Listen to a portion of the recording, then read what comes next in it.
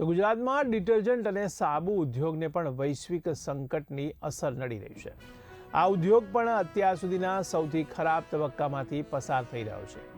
ત્યારે એસિડ સ્લરીના કાચા માલના ભાવમાં 300% સુધીનો તોતિંગ વધારો થયો છે અને આ સર્જાયેલી કૃત્રિમ અછતને કારણે આ ઉદ્યોગ પર અસ્તિત્વનું સંકટ ઊભું થયું છે।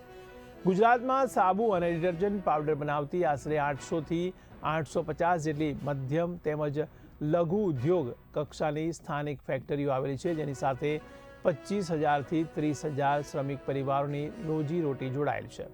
ત્યારે હાલની ગંભીર પરિસ્થિતિના કારણે 80%થી 90% જેટલા એકમો બંધ થઈ ગયા છે।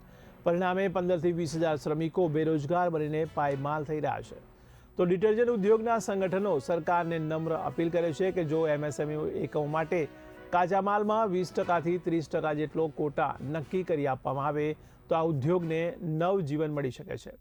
તો એસિડ સ્લરીના ઉત્પાદકો પણ માનવ ધર્મ સમજીને વ્યાજબી ભાવે જથ્થો પૂરો પાડે તેવી અપેક્ષા છે। જો વહેલી તકે ઉકેલ નહીં આવે તો હજારો શ્રમિકોની દિવાળી અંધકારમય બની જશે।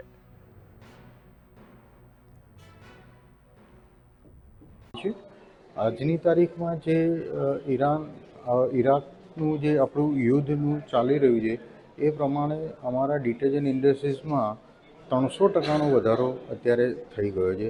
ડ્યુ ટુ એલએબીમાંથી જે સ્લરી બને છે લેપ્સા, એ લેપ્સાનો મટીરિયલ અત્યારે અવેલેબલ નથી।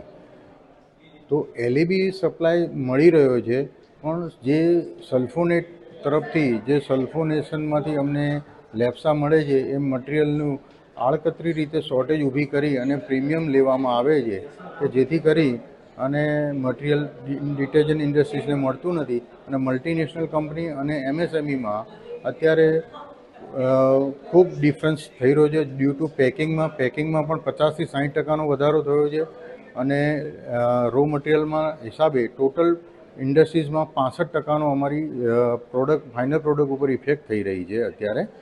એની અંદર detergent cake, washing powder, liquid બધી જ પ્રોડક્ટ આવી ગઈ છે। આજે મલ્ટીનેશનલ કંપની 10 રૂપિયામાં 200 ગ્રામ મટીરિયલ સપ્લાય કરી રહી છે। એ જ વસ્તુ એમએસએમઈ અત્યારે 10 રૂપિયામાં 125 ગ્રામ મટીરિયલ પણ સપ્લાય કરી શકતી નથી, વાયેબલ થતી નથી અને અત્યારે 80થી 90% ઇન્ડસ્ટ્રીઝો એમએસએમઈ બંધ થઈ ગઈ છે અને એના કહેવાય કે વર્કર્સો આજે 20થી 25,000 જે કહેવાય બેરોજગાર થઈ ગયા છે। માત્ર ને માત્ર જેટલી 10થી 15% ઇન્ડસ્ટ્રીઝ ચાલે છે એ પણ 50%ના પ્રોડક્શન પર ચાલી રહી છે। આ રીતે અત્યારે અમારી ઇન્ડસ્ટ્રીમાં ખૂબ